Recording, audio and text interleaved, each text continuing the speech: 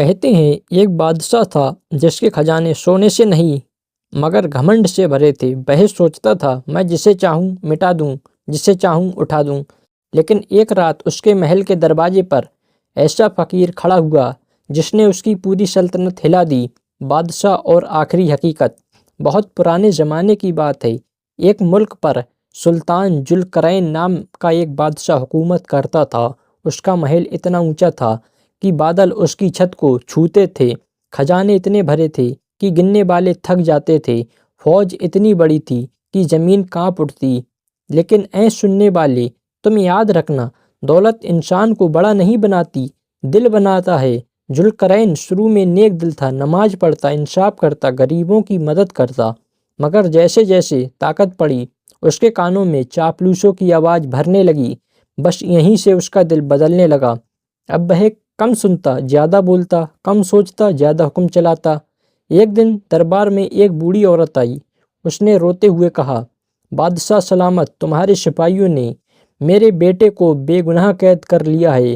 بادشاہ نے ٹھنڈی نظر سے دیکھا اور بولا، جو بادشاہ کے خلاف ہو وہ بے گناہ بھی گناہ گار ہوتا ہے، اور عورت کو دھکے دے کر نکال دیا گیا۔ اس رات پہلی بار فرشتوں نے لکھا، ذو القرنین کے دل پر کالی پرت جمنے لگی۔ عجیب مہمان۔ ایک رات محل کے دروازے پر دستک ہوئی۔ پہرے داروں نے دیکھا ایک پھٹے کپڑوں والا فقیر کھڑا ہے۔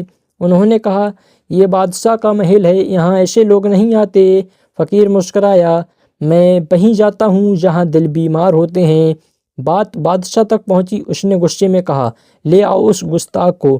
فقیر دربار میں آیا، نہ جھکا نہ ڈرا۔ بادشاہ بولا، تم جانتے ہو میں کون ہوں؟ فقیر نے جواب دیا، ہاں، تم مٹی ہو اور مٹی میں لوٹ جاؤ گے۔ دربار سن رہ گیا۔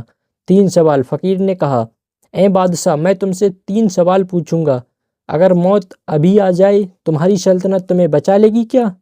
سوال 2، تم نے آج تک کسی روتے ہوئے دل کو سچی خوشی دی ہے؟ سوال 3، تم خود اللہ سے آخری بار کب ڈرے تھے؟ بادشاہ خاموش ہو گیا۔ اس نے پہلی بار محسوس کیا اس کے پاس ہر چیز ہے مگر سکون نہیں۔ اس نے کہا، مجھے جواب دو، سکون کہاں ملے گا؟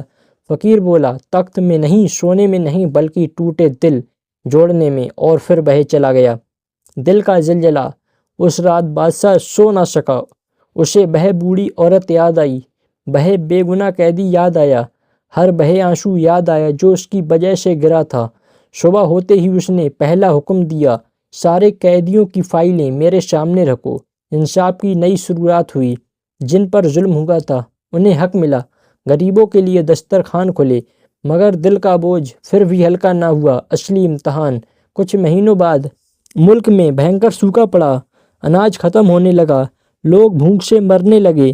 وزیروں نے کہا، خزانہ مت کھولیے ورنہ سلطنت کمزور ہو جائے گی۔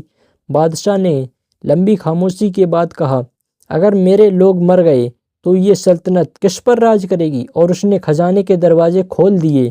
لوگوں نے پہلی بار ایسا بادشاہ دیکھا جو تاج اتار کر ان کے بیچ بیٹھ گیا، جو اپنے ہاتھ سے روٹیاں بانٹنے لگا۔ آخری ملاقات۔ ایک رات وہی فقیر پھر آیا۔ بادشاہ اس بار تخت سے اتر کر ملا۔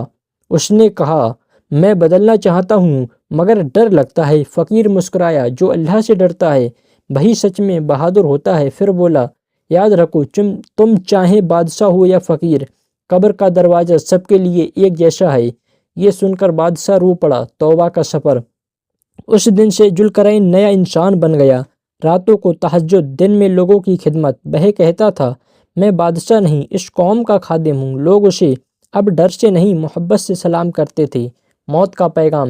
سالوں بعد جب وہ بیمار پڑا تو اس نے وصیت لکھوائی، مجھے ایسے دفنانا کہ میرے دونوں ہاتھ کفن سے باہر ہوں تاکہ دنیا دیکھ لے بادشاہ بھی خالی ہاتھ جاتا ہے۔ اور پھر ایک صبح اذان کے وقت اس کی روح پرواز کر گئی۔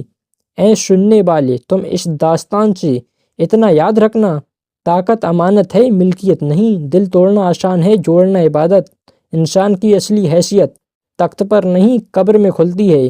جو جھک گیا وہی اونچا ہوا، جو اکڑ گیا وہی مٹ گیا۔ پیارے دوستو، اگر آپ کو یہ ویڈیو پسند آئی تو ہمارے چینل کو سبسکرائب کر لیں۔